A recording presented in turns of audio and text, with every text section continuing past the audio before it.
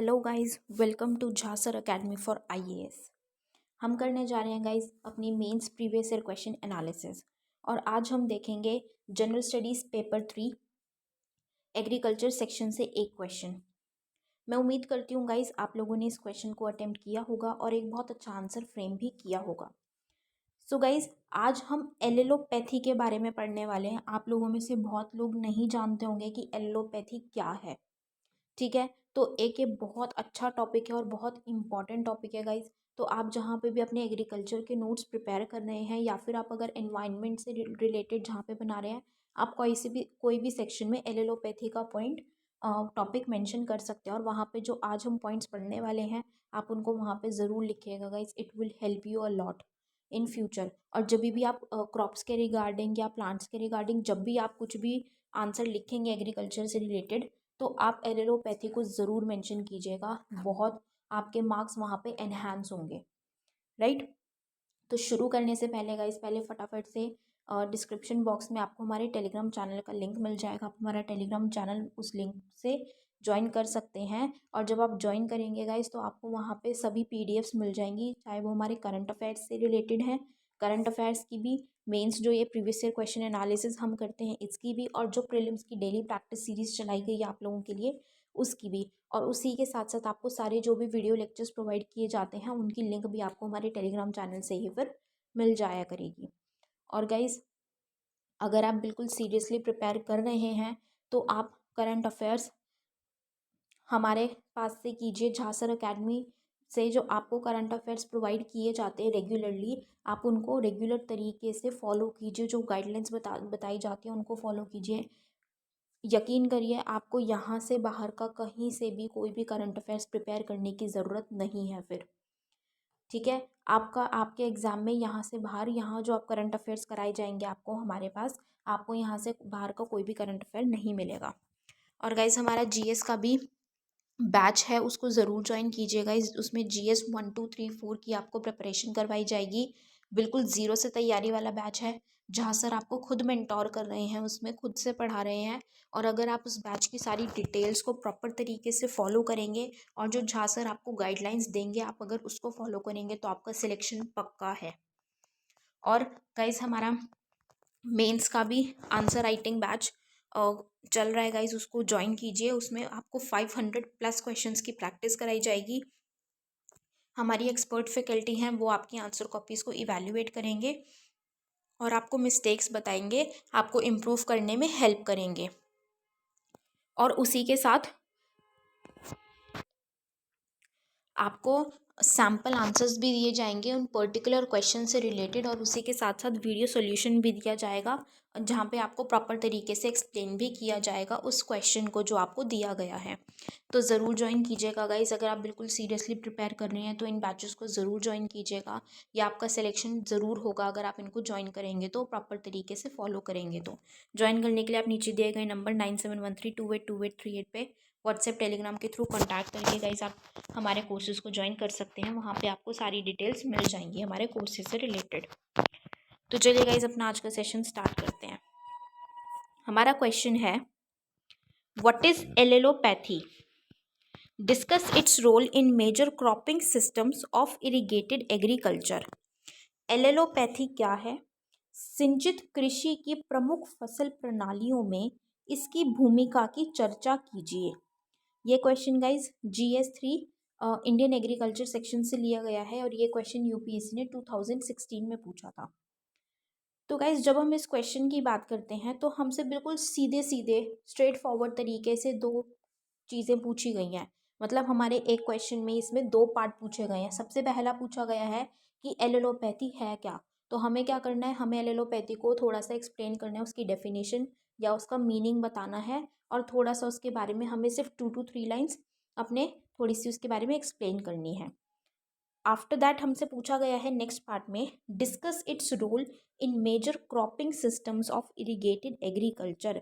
मतलब जो सिंचित कृषि होती है, इरिगेटेड एग्रीकल्चर होता है, ठीक है, वहाँ की जो क्रॉपिंग सिस्टम है, जो वहाँ की प्रमुख फसल प्रणालियाँ हैं, उसमें क्या भूमिका निभाता है एलोपैथी। इसका बेसिकली इसके रोल की बात करनी है हमें, एग्रीकल्चर में या क्रॉपिंग पैटर्न में क्या इसका रोल है। क्या इसकी भूमिका है, हमें उसके बारे में बात करना है। ठीक है गाइस, तो हम क्या करेंगे, हम एलोलोपैथी को एक्सप्लेन करेंगे थोड़ा सा। आफ्टर दैट हम इसके रोल की बात करेंगे। एंड में हम कंक्लूड करते हुए अपने आंसर को फिनिश करेंगे। ठीक है, तो बिल्कुल सिंपल सॉर्टेड स्ट्रेट फॉरवर्ड तरीके से जैसे क्वेश्चन में पूछा गया है ऐसे ही हम अपने आंसर की तरफ बढ़ेंगे, आंसर को बताएंगे। सबसे पहले एलोलोपैथी क्या है। एलोलोपैथी एक बायोलॉजिकल फिनोमिना है, जैविक घटना है, जिसमें क्या होता है, जिसमें पौधे अधिक स्थान और धूप के लिए पड़ोसी पौधों को नष्ट करने के लिए रासायनिक जहर छोड़ते हैं। बेसिकली क्या होता है गाइज, बिल्कुल सिंपल तरीके से एलोलोपैथी क्या है। अब आप जानते हैं कि अगर मान लीजिए हम कोई क्रॉप लगा रहे हैं, ठीक है, या कहीं हम कोई प्लांट उगा रहे हैं, आप लोगों ने बहुत उगाए भी होंगे। आपने प्लांट्स जब कोई भी उगाते हैं, हम पौधा उगाते हैं, तो हमें ना वीड्स देखने को मिलती हैं, मतलब कि अनवांटेड प्लांट्स है वो भी उग जाते हैं, जो हम नहीं उगाना चाहते, जिसका हमें कोई बेनिफिट नहीं है, वो भी वहाँ पे उग जाते हैं और उनको हम उखाड़ के भी फेंकते हैं। राइट, क्यों क्यों उखाड़ते हैं उनको, क्योंकि जब वो वीड्स उगती है ना, अनवांटेड प्लांट्स जिनको कहते हैं, जब वो उगती हैं तो वो सारा मतलब जो मेन हमारी क्रॉप्स हैं, जो मेन हमारे प्लांट्स हैं, उनसे कंपटीशन करते हैं। किस में, अब वो सॉइल में उग रहे हैं तो वो सॉइल के न्यूट्रिएंट्स भी लेंगे। ठीक है, जो वहाँ पे एयर देखने को मिल रही है, हवा है वहाँ की, वो हवा भी वो लेंगे। ठीक है, जो सनलाइट आ रही है वो सनलाइट भी वो लेंगे। तो क्या होता है, हर चीज़ में वो कंपटीशन करते हैं। तो जब वो वीड्स, ये सारी रिसोर्सेज, चाहे वो न्यूट्रिएंट्स हैं, एयर है, सनलाइट है, जब वो ये चीज़ें लेती हैं तो जो मेन क्रॉप्स हैं या जो प्लांट्स हैं, उनके लिए वो थोड़ा सा कम पड़ जाता है, जितना उनको पहले मिल रहा था अब उनको कम मिल रहा है। तो इस चीज़ को एलिमिनेट करने के लिए, अपने आप को बचाने के लिए, जब एक बायोलॉजिकल फिनोमिना जिसमें क्या करते हैं, कुछ प्लांट्स क्या करते हैं, उसमें कुछ केमिकल्स रिलीज करते हैं और वो पॉइजनस होता है, मतलब जहरीले केमिकल्स है ना, रसायन होते हैं कुछ, वो उनको छोड़ते हैं, रिलीज करते हैं। वो छोड़ने से क्या हो जाता है कि जैसे अब हम वीड्स की बात कर रहे हैं, ठीक है, या उनके जो आजू बाजू के जो प्लांट्स होते हैं ना, वो उनको हार्म करते हैं। ठीक है, क्यों, क्योंकि वो उनका उनकी जगह ले रहे हैं, उनकी सनलाइट ले रहे हैं, उनके रिसोर्सेज न्यूट्रिएंट्स को यूज़ कर रहे हैं, तो वो उनको डिस्ट्रॉय करने की कोशिश करते हैं। राइट, तो ये क्या है, ये एक बायोलॉजिकल फिनोमिना है, जैविक घटना। क्या, एलोपैथी नॉर्मल सी चीज़ है कि अगर मान लीजिए हमारा घर है, हमारे घर में अगर फॉर एग्जाम्पल थीव्स आ गए या गुंडे घुस आए, तो हम क्या करेंगे, हम बैठ के देखेंगे या हम उनको अटैक करेंगे, हम उनको अटैक करेंगे, उनको मारने के लिए, उनको वहाँ से भगाने के लिए। तो सेम वही क्या है, एक ये प्लांट्स के केस में हमने उसको क्या नाम दे दिया, एलोपैथी। कि प्लांट्स क्या करते हैं, अब वो जो गुंडे हैं, हम लोग क्या करेंगे, हमारे हाथ में जो आएगा, मान लीजिए हमारे हाथ में डंडा आ गया, कैंची आ गई, कुछ भी है, हम उनको मारेंगे क्योंकि हमें उनको भगाना है, अपने आप को सेव करने के लिए। सिमिलर तरीके से वो क्या करते हैं, वो कुछ पॉइजन्स रिलीज करते हैं, केमिकल पॉइजन, रासायनिक जहर कुछ छोड़ते हैं, ताकि वो जो नेबरिंग प्लांट्स हैं, जो उनको डिस्टर्ब कर रहे हैं, उनके रिसोर्सेज ले रहे हैं, वो उनको वहाँ से हटा पाए। तो उस फिनोमिना को बेसिकली क्या बोला गया है, एलोपैथी। और ये एक बायोलॉजिकल फिनोमिना है, ठीक है, जैविक घटना है। अब जो पॉइजन जो हम बात कर रहे हैं, जहर जहर जो वो छोड़ते हैं, वो डेडली होता है, मतलब कि वो जो जिन प्लांट्स के लिए वो छोड़ा जाता है ना, जिन प्लांट्स पे वो छोड़ते हैं, मान लीजिए वीड्स हैं, उनके लिए छोड़ रहे हैं, तो उनकी डेथ भी हो सकती है, उनकी मृत्यु भी हो सकती है, ये इतना ज़्यादा जहरीला होता है। और इससे क्या होता है, जेनेटिक स्ट्रक्चर जो हम कहते हैं, जेनेटिक स्ट्रक्चर भी इससे बदल सकता है। क्या, आनुवंशिक संरचना जो है वो भी इससे बदल जाती है, जिससे कि जो जिन प्लांट्स के लिए अटैक किया गया है, कि जो वीड्स थी, मान लीजिए जो वीड्स की हम बात कर रहे हैं, अगर उन पे वो जहर छोड़ा गया तो वो वीड्स मर भी सकती हैं और उनका जेनेटिक स्ट्रक्चर भी चेंज हो सकता है, जिसकी वजह से उनकी ग्रोथ पे इम्पैक्ट आएगा। ठीक है, तो इस तरीके से इसका असर भी हमें देखने को मिलता है। तो ये हमने क्या पढ़ी, ये क्या है, एलेलोपैथी। अब इसका क्या रोल है हम उसके बारे में पढ़ेंगे कि ये क्या रोल प्ले करती है क्रॉपिंग सिस्टम में या फिर एग्रीकल्चर में। फर्स्ट इज इनसस्टेनेबल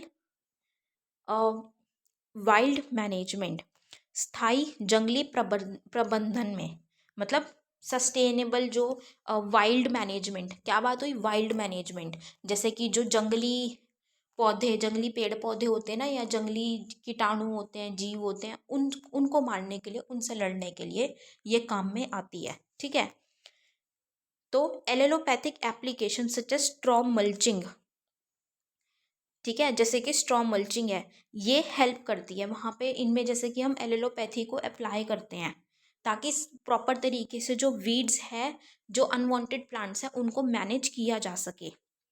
और इससे क्या भी हेल्प होती है कि जो एनवायरनमेंट में, हमारे पर्यावरण पे कुछ प्रभाव देखने को मिलेगा अगर, ठीक है, या फिर एनवायरनमेंट का एग्रीकल्चर पे कुछ इम्पैक्ट देखने को मिलता है, नेगेटिव इम्पैक्ट, तो उससे भी वो लड़ सकता है। राइट, तो जो जैसे क्लाइमेट चेंज देखने को मिलता है, या एनवायरनमेंट जिस तरीके से कंडीशंस चेंज होती है, तो उससे एग्रीकल्चर पे इम्पैक्ट आता है, तो वो उसको भी रोकता है कि वो इम्पैक्ट वहाँ पे उन प्लांट्स पे या उन क्रॉप्स पे ना पड़े।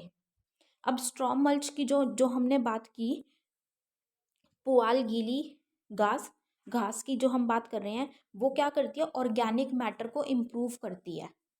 मतलब एलोलोपैथी वहाँ पे कैसे अप्लाई करता है कि ये जो जैसे स्ट्रॉ मल्च है, वो वहाँ का जो मिट्टी है, उसका जो मैटर उसमें है, ऑर्गेनिक मैटर है, उसको क्या करती है, वो उसकी उर्वरता बढ़ाती है, उसकी फर्टिलिटी को इंक्रीज करती है। ठीक है, और फर्टिलिटी इंक्रीज होती है तो बेसिकली क्या होता है, वहाँ पे जो क्रॉप्स हैं वो अच्छे से ग्रो कर पाती हैं, वहाँ पे एग्रीकल्चर अच्छे से हो पाता है। और इसी को एलएलओ केमिकल्स, जो जैसे ये केमिकल्स रिलीज करता है बचाने के लिए, तो इसी को क्या कहते हैं, नेचुरल हर्बिसाइड्स, प्राकृतिक शाक उनको कहा जाता है। जैसे क्या होता है कि जो वीड्स होती हैं या फिर जो इंसेक्ट्स होते हैं, ठीक है, जो कीट कीटाणु वगैरह होते हैं, उनको मारने के लिए हर्बिसाइड्स या पेस्टिसाइड्स डाले जाते हैं, लेकिन वो क्या होते हैं, वो केमिकल वाले होते हैं, वो हमारी सॉइल को भी अफेक्ट करते हैं और हमारे एनवायरनमेंट को भी पल्यूट करते हैं। ठीक है, मिट्टी को भी खराब करते हैं और हमारे पर्यावरण को भी खराब करते हैं। लेकिन अब ये जो केमिकल्स हैं, ये जैसे हमने बोला बायोलॉजिकल फिनोमिना है, तो ये क्या है, ये नेचुरल होते हैं, नेचुरल हर्बिसाइड्स बोला जाता है इनको। इनमें केमिकल यूज़ नहीं होता है, मतलब केमिकल ऐसा कुछ यूज़ नहीं करते हैं, नेचुरल होते हैं ये, इसीलिए इनको बोला जाता है नेचुरल हर्बिसाइड्स की तरह ये काम करते हैं। Next point is in reduction of nitrogen leaching and environment pollution, कि जो नाइट्रोजन लीचिंग होती है या जो पर्यावरण में प्रदूषण देखने को मिलता है, उसको कम करने में भी ये बहुत कारगर साबित होता है, मदद करता है बहुत। कैसे, नाइट्रोजन लीचिंग का क्या मतलब है, जब जो मिट्टी होती है या जो प्लांट, जिसमें जहाँ पे पानी में प्लांट लगा हुआ है, जो मिट्टी है उसमें से जब नाइट्रोजन कम होने लग जाता है, जब नाइट्रोजन कम होता है तो उसको हम बोलते हैं नाइट्रोजन लीचिंग। और वो वैरायटी ऑफ रीजंस की वजह से हो सकता है। ठीक है, जैसे कि वाटर पॉल्यूशन, अगर जिस जो पानी में मान लीजिए कोई प्लांट या कोई क्रॉप उग रही है, कोई पौधा उग रहा है, तो वो जो वाटर है अगर वो गंदा है, प्रदूषित है, तो उसकी वजह से क्या होगा कि नाइट्रोजन की जो वहाँ पे परसेंटेज है वो कम होती हुई हमें देखने को मिलेगी।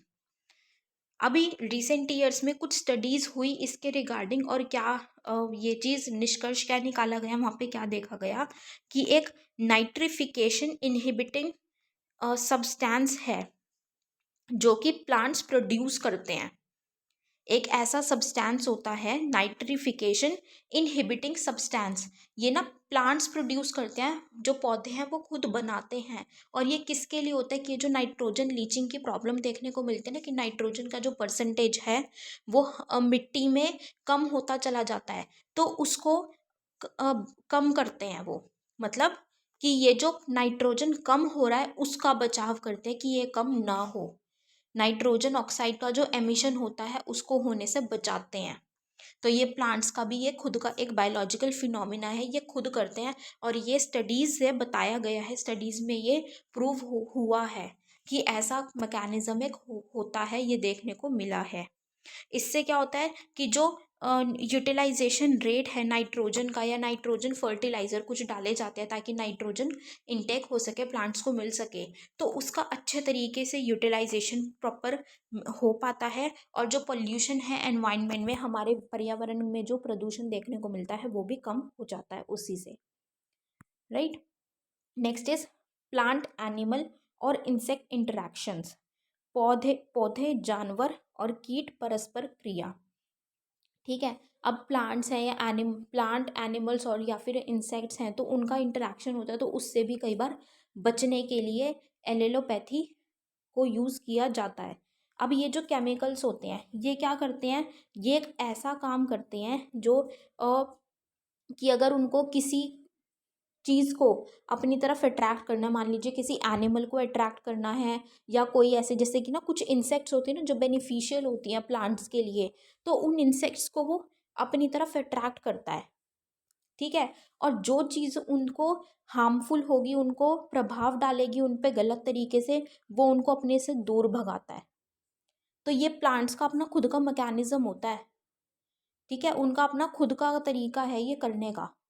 जैसे कि नॉर्मल भाषा में कि अगर मान लीजिए जो चीज़ हमें खानी है, हमारा मन कर रहा है खाने का, तो हम वो अपनी तरफ खींचेंगे कि मुझे खानी है, लेकिन जो चीज़ हमारा खाने का मन नहीं है वो हम अपने से दूर करेंगे।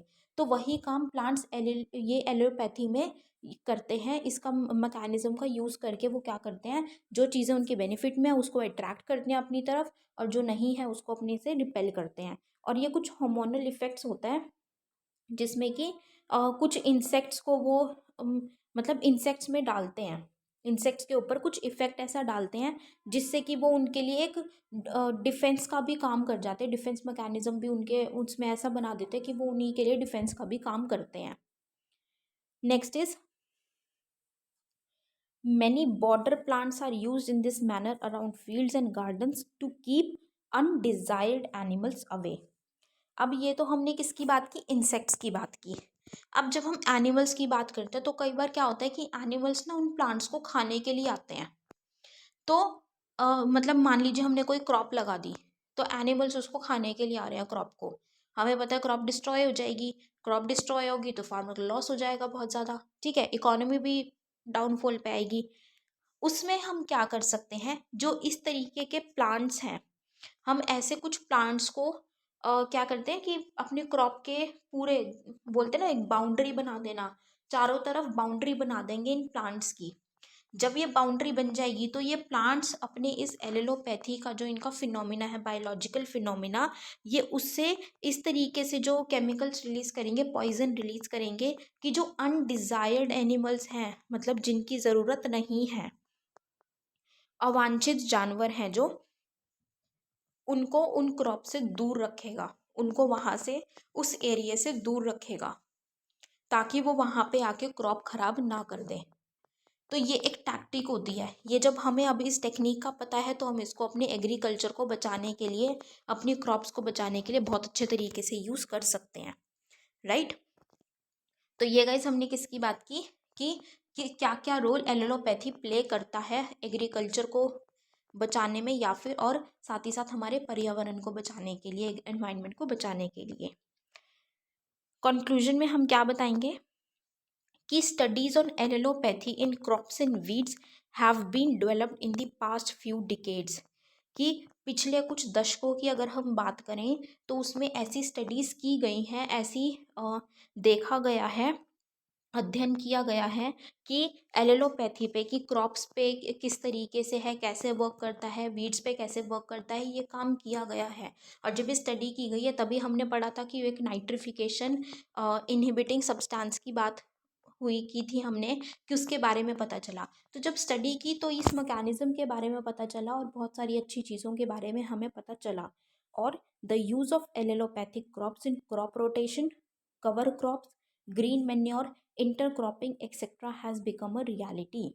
जब ये स्टडी की गई, अध्ययन किया गया, तो उसके बाद इसको यूज़ भी किया गया, ठीक है, क्रॉप रोटेशन में, फसल चक्र में, कवर फसलों में, हरी खाद में, ठीक है, अंतर फसल इंटरक्रॉपिंग है जो उसमें यूज़ किया गया, तो ये आज यूज़ किया जाता है और ये हमारे एग्रीकल्चर को या एनवायरनमेंट को बहुत तरीके से हेल्प कर रहा है, राइट। तो ये हमारे लिए बहुत एक बेनिफिशियल साबित हुआ है। So this was all for this question guys. I hope you all have liked this session, you all have understood the analysis. So guys आप अपना फीडबैक ज़रूर दीजिएगा कमेंट सेक्शन में, और कुछ आपको अगर एक्स्ट्रा पॉइंट्स अगर आपको लगते हैं कि इससे रिलेटेड हम कुछ डाल सकते हैं तो हमारे साथ ज़रूर बताइएगा। So with this we end up this session today guys. I hope you all have liked this session. Thank you so much. Have a great day ahead. Jai Hind.